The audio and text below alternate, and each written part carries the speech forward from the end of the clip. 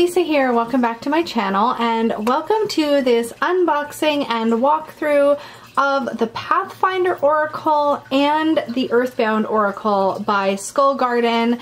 Skull Garden is run by a guy by the name of Andy, and he is the creator of the Wooden Tarot, and the Earthbound Oracle also has been out for quite some time.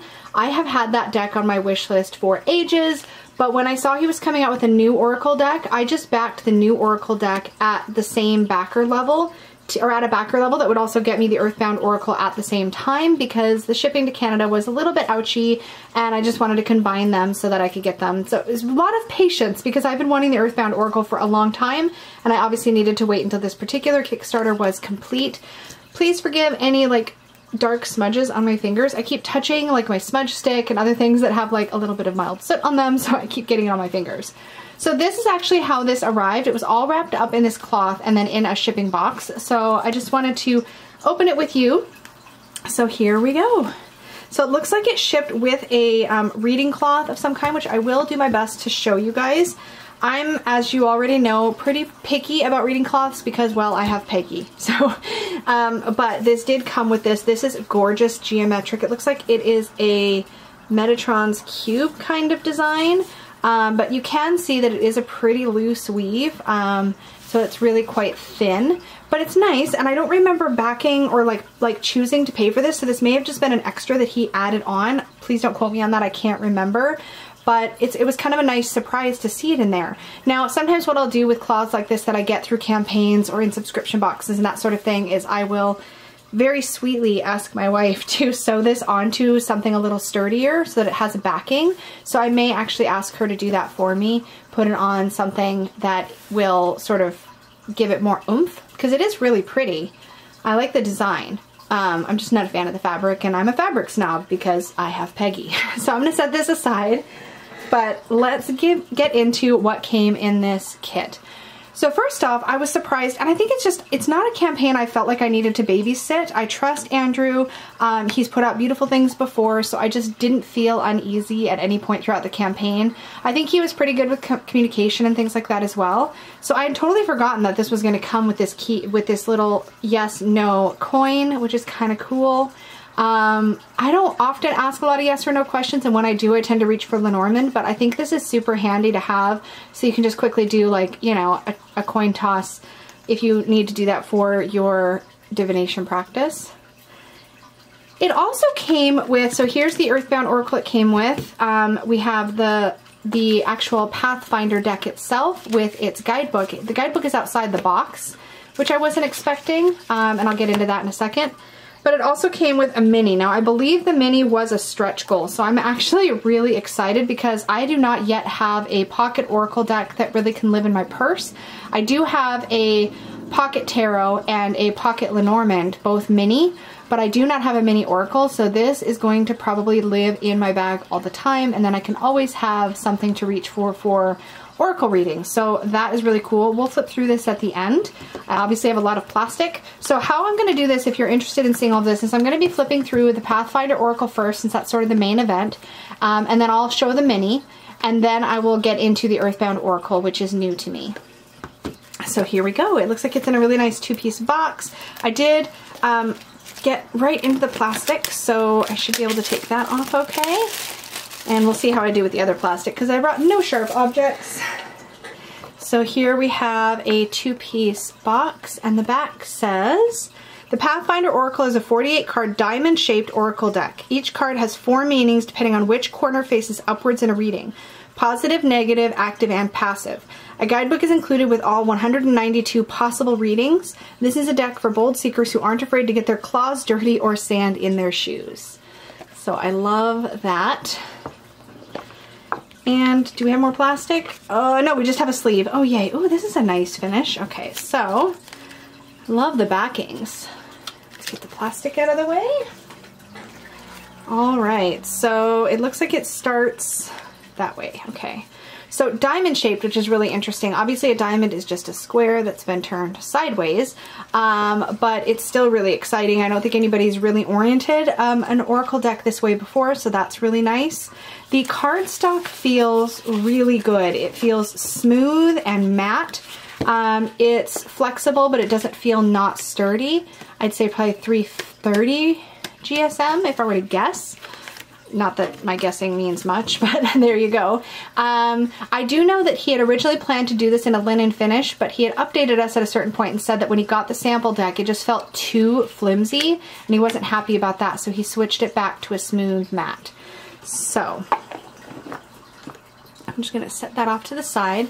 I am gonna zoom us in a bit so that we can go through these like so. So I'm just gonna flip through them first, just soak up the artwork, and then we'll take a look at the guidebook. So we have Beetle, Cave, I love his artwork, Bison, oh, hold on. Oh, okay, so he's actually got, I just noticed, okay, so he's got the keywords so that no matter which way the card is flipped, you can still see the keyword at the top, or the title. So that's really cool. I also love that this is like a moon cycle based directionality. So I sort of read this as, I don't know if this is right, but I would read this as full moon, new moon, waning moon, and waxing moon. I don't know if I've got that right. I feel like I do though. New, waxing, full, waning. Yeah, that's how I would typically look at it. So I don't know. We'll see. Companion. It's got this very like dreamy quality. Cosmos. I do think this is going to be one of those decks that I'm going to want to use with its guidebook, which can sometimes be a deal breaker for me for Oracle decks, but for some reason it just didn't make me nervous with this one. Probably because I just loved the idea of all the different phases. So Hawk, Goal, Desert, Moth, Home, Moon, Key, Fire, Sky,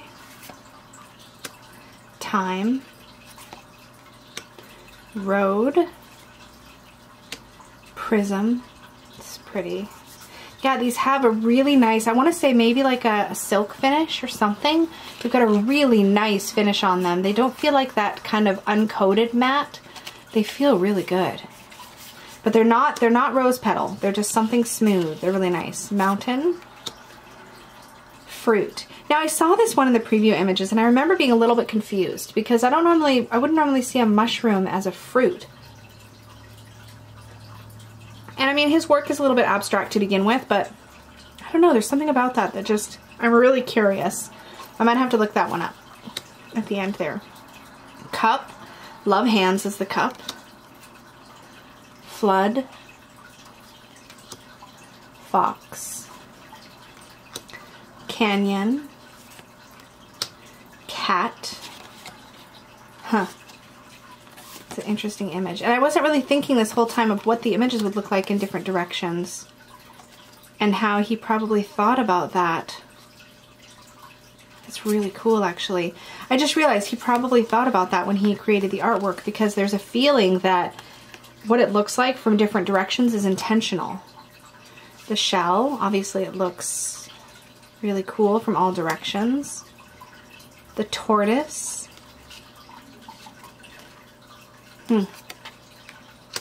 Oops. Tree. Flower. I like that. Lotus shape. Cicada.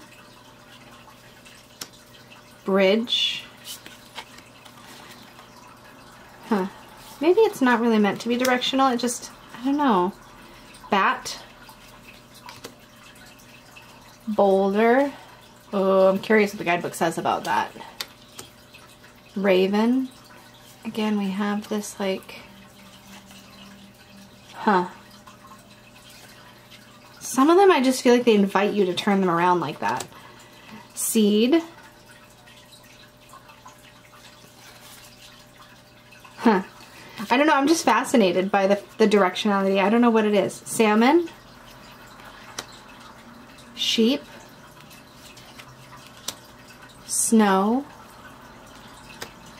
Tower. whale. Everything he has in his decks is not anatomically or like scientifically accurate. Like there's always something whimsical. Sun, snake, fruit. No, that's not right. I was looking, quill. I was looking in my viewfinder. Coyote, mouse. Oh, so cute. Cosmic egg. Oh, and UFO. I wasn't expecting that. That's really, really interesting. All right, so I am going to just take these and kind of give them a little spiral in my hands here just to get everything kind of all mixed up directionally and just see kind of where everything ends up, and then I'm going to just shuffle it without worrying about how we do. And I think what I'm going to do is I'm going to take a pile of each. I'm going to break it into 4 piles so we have 4 directions. And I'm going to pick them all up facing something different, I guess. Yeah, like that. Let's go all the way upside down and upright. I don't know. I'm pretty sure you can figure out how to get them all mixed up. They shuffle hand over hand really smoothly. Like there's like glide. It's hard to describe. They're really, really nice. And I'll just show you a side bridge. Oh, let's see if I can do it in frame here. They feel like really soft. I don't know how to describe it. Like it's just the amount of flexibility I think they have, but they just, yeah, so now my directions are all mixed up. Okay, perfect. So I'm just gonna take a few out, rotate them around. I think the direction thing is really cool. And we're gonna draw one here at the end, but first let's take a look at the guidebook. Pathfinder Oracle Guidebook. So here right away we have our description for the directions. Oh, it goes right into bat. Never mind. It goes right in, so it's alphabetical. Looks like there's not a lot else. This booklet is meant to serve as a suggestion rather than a definitive guide. The descriptions are to help you view your readings from a different perspective, not to tell you what to do or how to feel. Think of it as an aggressively motivational friend rather than a map and compass. So there's no extra anything in the guidebook. That's basically it. So I'm going to draw us a card and we'll just see what comes up. So I'm going to turn it diagonally like this, and what do we have? Oh, it's upright. We have the bison. Well, that's early in the alphabet. Here we go, bison.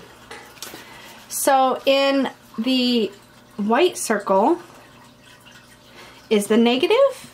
No, is the positive. Okay, gotcha. So it's kind of, it's a little bit confusing in the guidebook because the whites on the cards, are basically solid. The solids are solids and the hollows are hollows, but color-wise it's a little confusing because the white circle here is actually the black circle here. So this is the positive association. The hollow circle would be the negative. The left facing would be the passive, and the right facing would be active. Now this kind of speaks to directionality you might have heard people talk about with circular decks, where if it's turned this way, so this is upright, the energy is kind of, I guess that's not right. I was going to say in circular decks, if it was turned this way, the energy is sort of pushing, so it's aggressive or active. If it's this way, it's pulling or it's passive. And if it's reversed, it's negative, upright, positive, or whatever. So I think it's kind of a similar feeling, only if this is upright, then it's active. If this is upright, it's passive, negative, positive. So we're in the positive. And for the bison, it says, bison were once the largest migratory herds on Earth. They symbolize fertile ideas working together in groups and knowing when it's time to move on to greener pastures. But if we'd have drawn this in the passive, it would say, you're returning to your former glory but are not quite there yet. Reliance on others is not always a bad thing. And you may need to ask for help from a trusted friend for guidance. If it was active, you intimidate and command respect from others just by being yourself. Your endurance is being tested and you will have to knuckle down and do the work to see the results of your labors.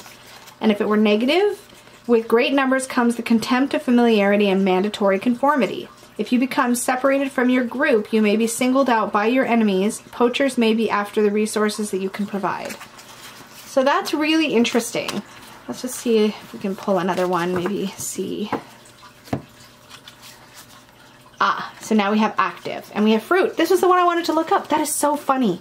Every time I do a walkthrough, if I comment like during the walkthrough, oh, I really need to look this one up, it seems like that's one of the ones that will pop up for me. It's so funny. Okay, so fruit in the active.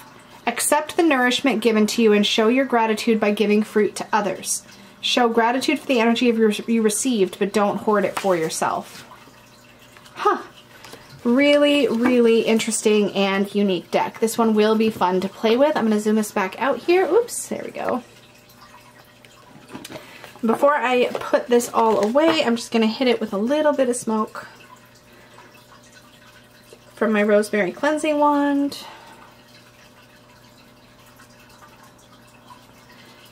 And a little Palo Santo.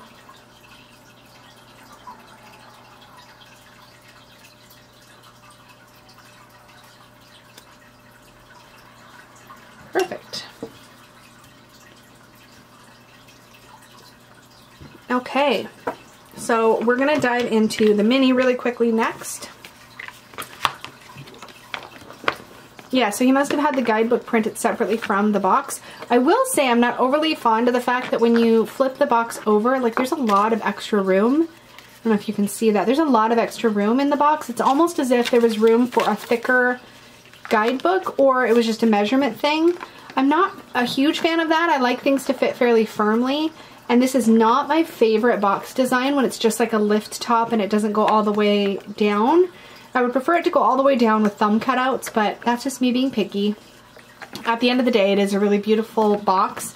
I'm glad that it's sort of sturdy. I will be popping this into a Peggy bag and hanging it up, so I'm not overly concerned with the aesthetic of it, but I just want it to protect my cards. I just wish it was less wiggly in there. It fits fine like top to bottom, side to side, so it doesn't wiggle that way. It's just that if it gets flipped, right? So let's take a look at the mini. See if I can get the plastic off. I think it's really cool that there was a whole second deck thrown in, and I don't expect a ton from this one quality-wise because it was a stretch goal. It's in a little tuck box. There's no little guidebook for this one, and it looks like there's no titles. So let me zoom you in. Oops. Wiggle the camera. Sorry for the wiggle. It should settle in just a sec here. There we go. So there's our bat, our moth, bridge. I forget what that one was. Cat, cave, moth. What was that one? Oh, that's right. This was the beetle. Moth, companion, cosmic egg, cosmos, coyote, cup. Oh, I'm remembering a lot of these. I'm actually pretty impressed with myself. I forget what that one was. Maybe, nope, I forget. Oh, see, I jinxed myself. This one was like waterfall or something. There's our flower, fruit, fire, no, focus. Oh, I bet this one was fire, that red one. I forget. Oh, desert, maybe? I don't know. Key, moon, I forget. I don't know how I'm managing to move this. I'm like, it's funny, these top-down camera things are so tender, like vulnerable to movement. Crow, salmon, seed, sheep, shell, I forget, snake, snow, storm, sun, time, tortoise, tower, tree, bison, boulder, whale, and UFO. Very, very cool. So that's what the minis look like. I don't know if there's exactly the same amount of cards. I think there might be, but I'm not 100% sure. So the only thing is that with no titles and no guidebook for this little mini, although I will compliment the tuck box. Like, look at this. This is my favorite kind of tuck box, when you have this little extra fold right there so that when you pull the lid back, you can easily reach around and grab your cards. There's a thumb cut out here. Like, I never want any other kind of tuck box, okay? Like, this is the kind I like. Anyway, I'm a little interested to see how easy it will be to work with this without the little guidebook. So I may have to see if there's a PDF or something that we can get, so I can put something on my phone. I love the idea of this being pocket-sized. I'm just concerned about how readable it's going to be without a guidebook. And finally, let's dig into the Earthbound Oracle. This one's been around for a bit, so I wanted to put this one at the end in case you're like, yeah, I've seen this one. I don't need to keep watching. It's fine. Aha! And it's the right kind of tuck box. Already happy. So this is another nature-based, I feel like this one's a very intuitive one from what I've seen online. Again, see, it folds all the way back. You can just pull the cards out. There's no guidebook at all for this one. I don't think I'm going to need it because the keywords are really, really good. I'm going to zoom us in and we're going to take a look, but I think this one's going to read intuitively beautifully. Abundance. Oh, and these are the backs. It's that same really nice, smooth cardstock. It's not overly thick. Feels flexible, but it feels really super smooth. Achievement. Air. Arcana. This makes me think of mystery and magic. Balance. I love these expansive keywords. Bond. Ceremony. Creativity. Cycle. Love the Ouroboros and the moon cycles. Love that our little Ouroboros still has wings and he has multiple eyes. And there's the lemniscate over his head. Death with a lemniscate to remind us that with death comes life. Deceit. I love the two-headed snake for deceit. Earth. Failure. The moth to a flame. There's so much to read into that. Fear. Fire. Gift. This is interesting because, you know, at first you're like, oh, it's an apple, it's a gift. Like you give a teacher an apple for a gift. But there's also this bit here about the seeds. And the first thing I think of is that in apple seeds are actually poisonous. They contain, I believe, cyanide. Don't quote me on that. But there's something about apple seeds that are toxic. And so there's this idea that there's a gift, but you could also look at the other side of gift as a keyword, depending on the context of the reading and how this comes up. And intuitively, you could work with that as well. Growth. This is another one where, and this may have been present in more of them, but this is another one where I'm looking at this and I'm thinking, okay, growth, but there's also a containment here. And sometimes our growth is stuck or stifled, or we're over-contained or over-protected, and then we're not actually expanding. So there's a lot, you know, you can read this as the perfect environment for growth or a prevention of spreading out, right? Guide. Love the compass as guide. Healing. Home. Again, multiple layers. This is the home for the turtle, but it's also potentially the home for other wildlife because of these barnacles on the back. Illuminate. I love this with the candles and the eye wide open. Intuition. Yeah, this is really well done and exciting to me. And I would actually say of the two decks, this one's more exciting to me, partly because I don't need a guidebook. It's very intuitive. See that? Labor with bees is so perfect. I don't need anything to read well with this. It's going to be, I think, a really solid performer. Life. Luck. Now, I know this one rubs people wrong, but I'm a child of the 90s and the 80s and the 70s. I said that funky. I was growing up in the 80s, and rabbit's feet were a thing. It's a thing that I would never be interested in now because, you know, I was just a kid and you don't think about these things, and they were often dyed different colors and stuff. It never occurred to me just how grotesque that was, but at the same time, it is a symbol, or was a symbol, of luck that I grew up around, so it's not a foreign concept to me. What's interesting, though, again, is you can see the shadow in this as well. Okay, you've got some luck, but at what cost? Like, what had to suffer for you to have that luck? You know, who's had to make sacrifices for that? Luna, the moon. This can speak to emotion. It can speak to, you know, visibility, how we're seeing things, message. Obfuscate. Now, when I first saw a walkthrough of this video, I loved the dichotomy between the Illuminate card and the that's such a hard word to say, obfuscate card. Oh my gosh. I loved this dichotomy, and I knew contextually with this card what it meant, but I Googled it, and it really does mean to not be clear, to not be able to see things clearly, to have your vision clouded. So it's so perfect. I really liked that. Both of those cards were in there. Permanence. You know, you can change, you can make changes, but the impact of your experiences is still there. Perseverance. With the salmon that swims upstream. Protect. And again, you see both angles with this artwork, right? There's the idea of protecting, sure, but look at all the moss grown on this lock. It's like, yeah, you protect yourself, but if you overprotect, you protect for too long, life passes you by, right?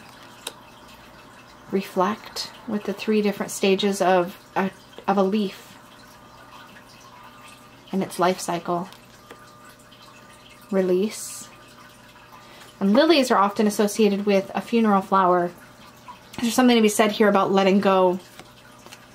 Resistance, this sweet stone and its little plant surviving in the midst of all of that chaos.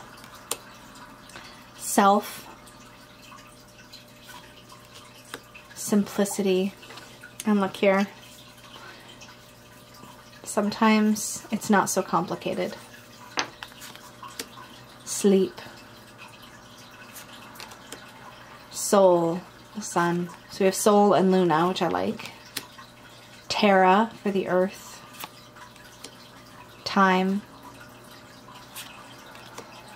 Toxic. Interesting here too how all the things in nature that are poisonous are really brightly colored and often beautiful and tempting and alluring. Transformation. And here we have a caterpillar and a Luna moth. Travel. Vision. Oh, I love this. The owl is blindfolded, but and with this purple crystal you get this feeling of the kind of vision that comes from intuition and deep knowing. Voice. This is one of my favorite cards in the whole deck. Water, and I love that we have the lotus flower there. Wealth. And wisdom. Oh, you guys, I love this one. Again, just like the others, it shuffles really beautiful. I'm going to zoom us out. These are just all really, really beautiful. I'm going to just spread them out. Thank you so much for hanging out with me while I unboxed all 3 of these beautiful decks. I'm really excited to be able to play with all of these. I think they're going to be really fun to work with and to play with, and I just cannot wait. I'm going to just add the mini to this little pile. Why not? Let's see if I can do it without messing up my little fan.